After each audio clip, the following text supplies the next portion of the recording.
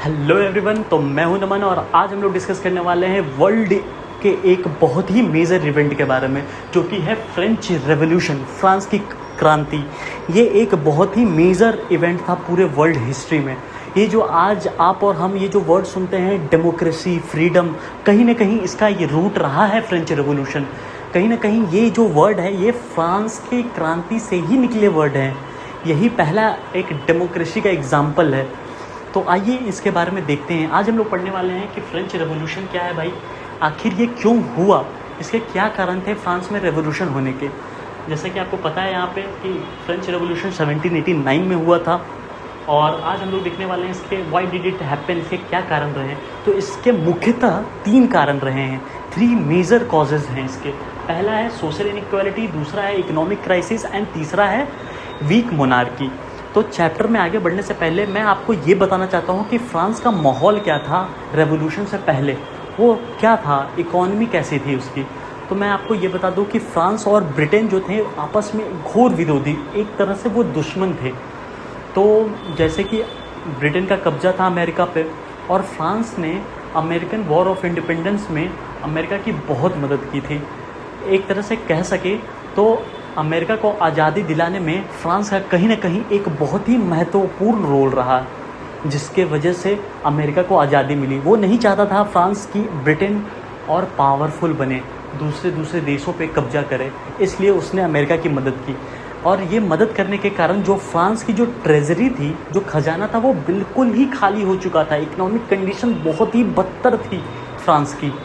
तो ये आपको बैक ऑफ द माइंड होना चाहिए पता कि क्या थी, फिर आप अच्छे से समझ पाएंगे कि ये क्रांति आखिर हुई कि इसका कारण क्या रहा। तो आइए देखते हैं सोशल इनइक्वालिटी। पहले सोशल इनइक्वालिटी कैसे थी फ्रांस में। तो दोस्तों, फ्रांस का जो पूरा पॉपुलेशन था वो 3 हिस्सों में डिवाइडेड था, यानी 3 स्टेट में, फर्स्ट स्टेट, सेकेंड और थर्ड। फर्स्ट स्टेट में कौन से लोग आते थे? फर्स्ट स्टेट में चर्च या क्लर्गी कह लो, ये लोग आते थे, जिसमें बिशप, प्रीस्ट, ये लोग हो गए। इनकी टोटल पॉपुलेशन फ्रांस की पॉपुलेशन की 1% थी। सोचो, बस 1% पॉपुलेशन थी। और दूसरे स्टेट में आते हैं दोस्तों नोबल्स। नोबल्स कौन थे? नोबल्स थे वो रिच लोग, लैंडलॉर्ड, ये लोग थे। इनकी टोटल पॉपुलेशन 2% पॉपुलेशन थी। मतलब ये पूरे फ्रांस के 2% पॉपुलेशन ही थी। और जो तीसरा स्टेट है, जो सबसे मेजर इंपॉर्टेंट स्टेट है, जिसमें 97% पॉपुलेशन है फ्रांस की, वो थे कॉमन पीपल, पीसेंट, वर्कर, ये सारे थे। तो ऐसे ही इनइक्वालिटी थी सोसाइटी में। और यही नहीं दोस्तों, जो थर्ड स्टेट के लोग थे ये टैक्स पे करते थे फर्स्ट स्टेट और सेकेंड स्टेट को। तो बहुत सारे डायरेक्ट इनडायरेक्ट टैक्स ये लोग पे करते थे। उसमें से सबसे इम्पोर्टेंट जो टैक्स है वो है तिथ। ये थर्ड स्टेट के लोग चर्च को पे करते थे। तो ये तिथ आखिर है क्या? ये है कि जितना भी जो लैंड एग्रीकल्चर जो प्रोड्यूस हुआ उसका 1/10 as a tax third state के लोगों को देना है चर्च को। तो उसी का नाम था, उसी टैक्स का नाम था ये तिथ। और ये कुछ टैक्स यहाँ तक कि नोबल को भी देते थे, क्योंकि नोबल जो है वो लैंडलॉर्ड थे, इनके पास बड़ी बड़ी ज़मीनें थी, अच्छे पोजीशन पे थे फ्रांस में उस वक्त, उस समय में रेपुटेटेड पोस्ट पे थे।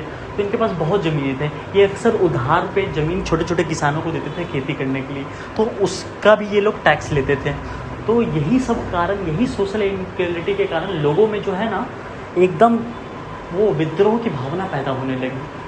और इसी बीच जो सेकंड हमारा जो टॉपिक है इकोनॉमिक क्राइसिस हो गया। इसी बीच जो है कि फसल जो है ख़राब हुई, वेदर ख़राब होने के कारण जो है फसल वो बिल्कुल बर्बाद हो गई फ्रांस में, जिसके कारण जो ब्रेड था, ब्रेड की प्राइस काफ़ी ऊपर हाइक कर गई एकदम से ऊपर, और प्रोडक्शन बहुत कम हो गया।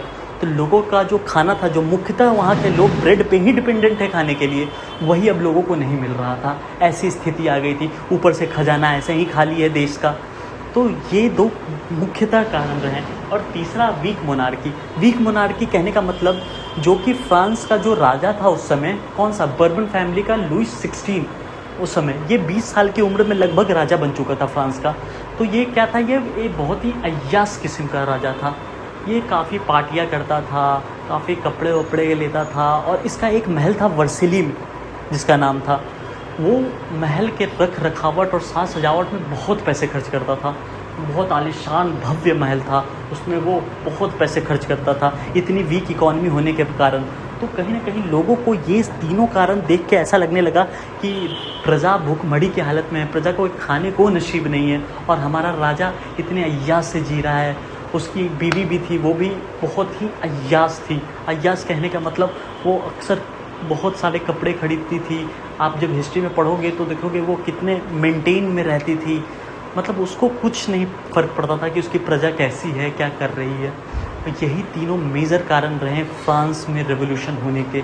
ये तीनों कारण रहे लोगों के अंदर विद्रोह पैदा करने में, कि लोगों के अंदर एक असहज भावना थी कि नहीं भाई अब हमें ही कुछ करना पड़ेगा क्योंकि हमारा राजा तो सुन नहीं रहा।